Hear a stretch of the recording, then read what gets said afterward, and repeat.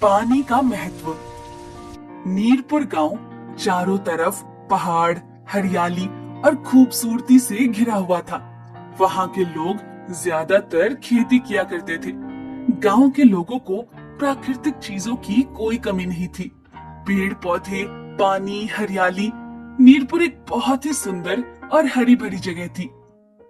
पानी पानी पानी, मुझे प्यास लगी है। मीरपुर में तो इतना पानी था, पर यहाँ दूर दूर तक कुछ दिखाई नहीं दे रहा है। हरी, हरी, उठो, क्या हुआ है? क्यों इतना चिल्ला रहे हो? तभी हरी नींद से हड़बड़ाकर उठता है। कुछ नहीं, आंख लग गई थी बस। बुरा सपना देख लिया था शायद। खैर छोड़ो, तुम लोग क्या कर रहे थे? हमेशा की तरह बारिश होती रहेगी और हमारे खेत ऐसे ही रहेंगे। हाँ भाई, अगर मीरपुर में बारिश और पानी नहीं होगा तो कहाँ होगा? साक्षात देवताओं का वास है हमारे गांव में। कभी किसी चीज की कमी नहीं होती। गांव के कुछ और लोग चौबारे के पास अपने खेतों और फसलों की बातें कर रहे थे। तभी वहां पर गांव के एक बड़े बुजुर्ग बाबा किरोड़ी मल आ जाते हैं। तुम्हें पता भी है, आने वाले समय में पानी सबसे बड़ा संकट बनेगा। हो सकता है कि तीसरा विश्व युद्ध भी पानी की वजह से ही होगा। अभी अभी देखे बुरे सपने की वजह से हरी का ध्यान किरोड़ी मल की बातों पर जाता है। बाबा, आप कैसी बातें कर रहे हो? हमारे पास इतने सारे तालाब, कुएं और झरने हैं, ऐसे कैसे पानी खत्म हो जाएगा? चारों तरफ तो पानी ही पानी है। वही तो समस्या है बेटा, तुम लोग समझ नहीं रहे। ये जो दिख रहा है, ये बस आज है। थोड़ी दूर जाकर देखोगे तो तुम्हें कोई झरना, पानी, तालाब नहीं मिलेगा। पर ऐसा क्यों होगा बाबा? जब मैं छोटा था तो लगभग 100 किलोमीटर के दायरे में खूब तेज बारिश होती थी, और आज देखो बस 10 किलोमीटर ही रह गई है। समय बदल रहा है बेटा, थोड़े दिन जाने दो, हमारा भी पानी खत्म हो जाएगा। अब बाबा किरोड़ी मल की ऐसी बातें सुनकर रामू और श्याम दोनों सोचने लगते हैं और बोलते हैं। हाँ बाबा, लेकिन इतनी जल्दी पानी खत्म होने का तो मतलब ही नहीं बनता। ऐसे थोड़ी हो सकता है। हाँ बाबा, रामू बिल्कुल ठीक कह रहा है। अब तुम इसे ऐसा ही देख लो, 10 किलोमीटर के बाद वाले गांव में बारिश नहीं हो रही तो वो हमारे तालाब से पानी भर रहे हैं। तभी वहाँ पर गांव का एक और व्यक्ति रमेश आ जाता है और आकर बोलता है। हाँ बाबा, मुझे भी ऐसा ही लगता है। तुम लोग देख लेना, अगले साल बिल्कुल भी बारिश नहीं होगी।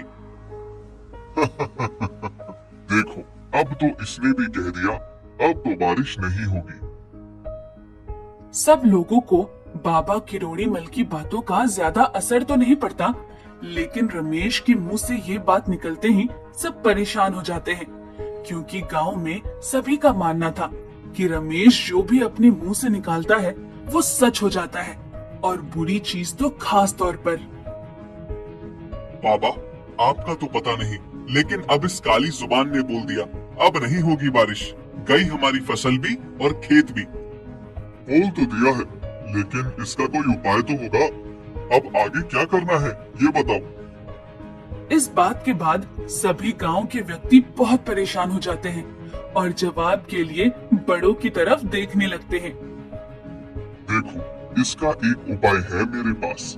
अभी अगले साल को आने में 2 महीने बाकी है। सब मिलकर एक काम करते हैं, जितना हो सकता है बारिश का पानी इकट्ठा कर लेते हैं। अगले साल सिंचाई और व्यापार के काम आएगा। हाँ बाबा, अब तो लगता है कि यही करना पड़ेगा, लेकिन ये सब होगा कैसे? एक आदमी चिंता भरी आवाज में बोलता है। हाँ, लेकिन पानी को भला कोई कैसे इकट्ठा कर सकता है? हो सकता है, और हमें पानी को इकट्ठा करने के लिए गांव में और भी तालाब बनाने होंगे। अब सारे लोग बाबा किरोड़ी मल के कहे मुताबिक काम में लग जाते हैं। सभी लोग मिलकर गांव में खुदाई कर और कई सारे तालाब बना देते हैं। सारा काम होने के बाद गांव के लोग फिर से इकट्ठा होते हैं। हमने तालाब तो बना ही दिया है, काश अब अगले साल पानी की परेशानी ना हो। हाँ, तुम सही कह रहे हो, तालाब में इकट्ठा होने वाले पानी से मदद तो मिलेगी, लेकिन इतना करना अभी भी काफी नहीं है। हमें हमारे गांव के आसपास जितने भी 4-5 पहाड़ हैं, उन पे पेड़ लगाने होंगे। लेकिन बाबा, पेड़ क्यों? देखो, हमने पानी इकट्ठा करने का तरीका तो ढूंढ लिया, लेकिन एक साल में उतनी ही बारिश होती है कि साल की भरपाई हो जाए। अगर हम ज्यादा से ज्यादा पेड़ लगाएंगे तो इस इलाके में और भी बारिश होगी, जिसमें ज्यादा पानी इकट्ठा होगा। सही है, तो हम एक काम करते हैं, हम 2 महीनों में पहाड़ों को पेड़ों से भर देते हैं। अब बाबा के कहे अनुसार गांव के सभी लोग पेड़ लगाना शुरू कर देते हैं। देखते ही देखते चारों ओर पहाड़ियां पेड़ों से भर जाती हैं और हरी भरी हो जाती हैं। साथ ही साथ सभी लोग गड्ढे खोद देते हैं जिनमें पानी भर जाए, और उनके साथ साथ रास्ता बना देते हैं ताकि बारिश का पानी इधर उधर जाने के बजाय गड्ढे के जरिए जमीन में वापस चला जाए। मुझे लगता है कि अब हम सबने सारा काम पक्का कर दिया। इस साल की बारिश के इकट्ठा हुए पानी से हमारा काम चल जाना चाहिए। हाँ, बाबा के कहे अनुसार पेड़ों की वजह से बारिश अच्छी हुई है इस बार, और हमारी बनाई हुई सारी नहर और गड्ढे भी भर चुके हैं। अगले साल की सिंचाई में भी कोई परेशानी नहीं आएगी। बाबा, आपने बिल्कुल सही उपाय बताया था पानी को इकट्ठा करने का। अगर बारिश ना भी हुई तो भी गुजर चल जाएगा। अब बारिश का मौसम आता है और खूब जोरदार बारिश होने लगती है। सब लोग तो कुछ और ही अंदाजा लगाकर बैठे थे।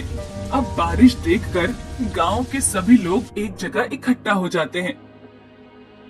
पर रमेश ने तो बोला था कि इस बार बारिश नहीं होगी। ये तो पिछले बार से भी तेज बारिश है। इसका मतलब इन्होंने मिलकर हमसे झूठ बोला। हाँ, और हमने जो बेवजह इतनी सारी मेहनत की, उसका क्या? ये सभी लोग आपस में बातें कर ही रहे होते हैं कि तभी ये लोग देखते हैं कि बहुत सारे लोग भीड़ में इकट्ठा होकर उनकी तरफ चले आ रहे हैं। ये इतने सारे लोग एकदम से यहाँ क्यों आ रहे हैं? तभी गांव के लोग देखते हैं कि वो सभी अपने हाथों में फल और मिठाई लिए हुए हैं और उन सभी के चेहरे पर मुस्कान थी। तभी उनमें से एक व्यक्ति आगे आकर बोलता है, हम लोग पास के गांव सीमापुर से आए हैं। मैं वहाँ का सरपंच हूँ। हम लोग आपका बहुत धन्यवाद करना चाहते हैं, खास तौर पर सरपंच जी, बाबा करोड़ीमल और रमेश का। आप लोगों की वजह से ही ये सब हो पाया है। ना जाने कितने सालों बाद हमने बारिश देखी है। इंद्रदेव तो मानो हमसे रूठ ही गए थे। फिर वो सभी लोग एक एक करके बड़े लोगों के पैर छूने लगते हैं और उनकी आंखों में आंसू थे। अरे आप लोग ये क्या कर रहे हैं? कम से कम पैर तो ना छूइए। ये तो बहुत छोटी सी चीज है बाबा। जो आपने हमारे लिए किया है उसका एहसान तो हम कभी नहीं भूलेंगे। तभी बाबा किरोड़ीमल आगे आकर बोलते हैं, ये कोई एहसान वगैरह नहीं था। दरअसल हमें पता था हमारे यहाँ इस साल हर बार की तरह बारिश होगी, तो फिर आपने हमसे इतनी मेहनत क्यों करवाई? बेटा देखो, जिस हिसाब से हमारा गांव है, यहाँ हर बार बारिश होना लाजमी है, क्योंकि ये चारों तरफ से पहाड़ों और जंगलों से घिरा हुआ है। लेकिन क्योंकि हमने जंगल में जाकर पेड़ काटे थे, तो हमारी वजह से पड़ोस वाले गांव में बारिश नहीं हो रही थी। हाँ, अब जो पेड़ हमने लगाए हैं, उससे क्या होगा कि जो बादल हर साल बिना बारिश के यहाँ से चले जा रहे थे, पेड़ों की वजह से वो एक जगह इकट्ठा हो जाएंगे। और हमारे यहाँ तो बारिश हुई है, पड़ोस के गांव में जो बारिश हमारे पेड़ काटने की वजह से नहीं हो रही थी, वो भी इस साल हो गई। और जो पानी इकट्ठा किया था, वो लोगों के भी काम आएगा और हमारे भी। बाबा, हम अब सीमापुर के लोगों को देखकर समझ गए कि पानी का क्या महत्व है और आपने हम सबसे मेहनत क्यों करवाई। हाँ, पानी की कमी होना वाकई में एक समस्या बन सकती है। हमें खुद ही पानी बचाना चाहिए, बल्कि प्रकृति की और चीजों को भी नुकसान नहीं पहुंचना चाहिए।